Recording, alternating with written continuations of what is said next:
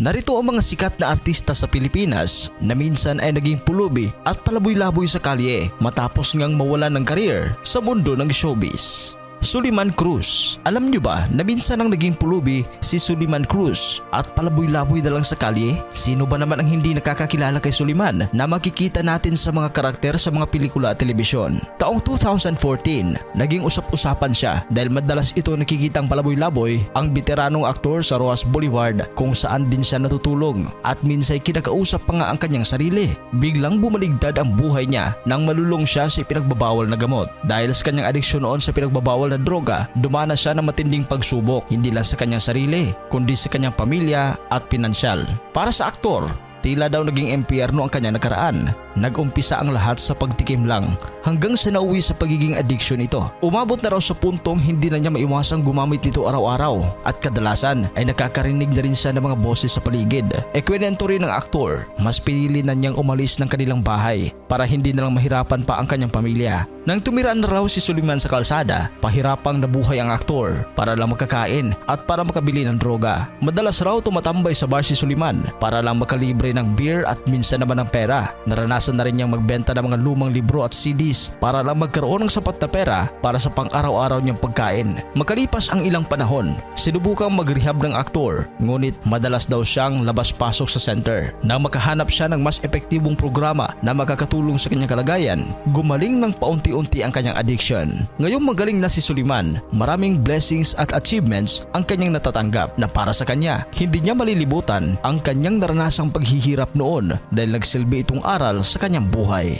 At isa pa sa sikat na celebrity sa Pilipinas na mula sa kasikatan ay naging pulubi ay si Jiro Manyo. Gaya kay Suliman Cruz, ang pagka-addict sa illegal na droga din ang nagtulak kay Jiro Manyo na mawala sa limelight sa mundo ng showbiz. Isa si Jiro Manyo o Jiro Katakura sa tunay na buhay sa maituturing na promising child actors noon dahil sa kanya naging mahusay na pagganap sa maraming mga pelikula sa bansa. Kabilang na dito ang 2003 award-winning Filipino film na Magnifico kung saan nanalo ito sa Gawad Urian bilang Best Actor sa edad niya noon na 12 anyos. 15 anyos pa lang ay may anak na siya sa kanyang unang partner. May 18, 2011, iniulat na si Jiro Manyo ay sumailalim sa rehabilitation treatment dahil sa pagkalulong sa illegal na droga. Noong June 30, 2015, nag-viral sa internet si Jiro Manyo dahil namataan itong gumagala-gala sa Ninoy Aquino International Airport o NAIA Terminal 3. Ayon sa ulat, 4 na araw na daw itong palaboy-laboy sa airport. Nabubuhay lamang daw ito sa mga pagkaing bigay ng mga biyahero at mga empleyado ng airport. Sa terminal lobby ng NAIA 3 kung saan kapwesto ang restaurants, nag-iikot si Jiro sa pag-asang may makuhang tira-tirang pagkain. Kwento pa sa media ng security guard ng paliparan, naawa raw siya nang makumpirma niyang si Jiro ang pakalat-kalat sa terminal. Sa tingin daw niya, hindi pa kumakain maayos at madumi ang damit ni Jiro, kaya raw binigyan niya ito ng damit at personal na gamit. Ginamit daw ni Jiro ang damit at kinuha ang pagkain, pero tumanggi raw itong maligo o kaya maglinis ng kuko. Nang tinanaw nila si Jiro kung bakit sa terminal na ito nagpapalipas ng mga araw, sinabi raw nitong umalis siya sa kanilang bahay dahil marami raw siyang kaaway doon. 23 anyos si Jiro noon noong 2015 na mangyari ito.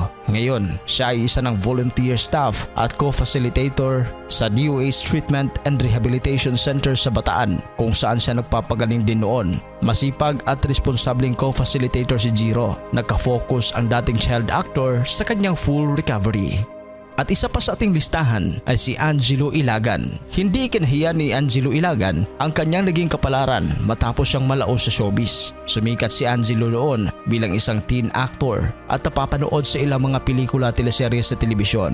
Siya ang pamangkin ng yumaong aktor na si Jay Ilagan. Ayon sa kanya, matapos na mawala siya sa showbiz ay nagkakaranas siya ng labis na kahirapan at naapektuhan dito ang kanyang relasyon sa kanyang pamilya. Umabot pa umano sa punto na nawalan sila ng bahay at nagpalaboy-laboy lamang sa lansangan. Dahil sa sobrang hirap ng buhay, pinasok niya ang pagsasnatch sa palengke. Aminado naman si Angelo na talagang lumaki ang kanyang ulo nang sumikat bilang artista noon at doon na pumasok ang dagok sa kanyang buhay nang mawalan ito ng proyekto. Nalampasan naman daw ni Angelo ang lahat ng mga pagsubok sa kanyang buhay dahil na rin sa tulong ng isa niyang kaibigan. Ano ang reaksyon ninyo dito? Please comment down below. At sa mga hindi pa nakapag-subscribe, huwag kalimutan mag-subscribe sa Showbiz Caster. Maraming salamat po.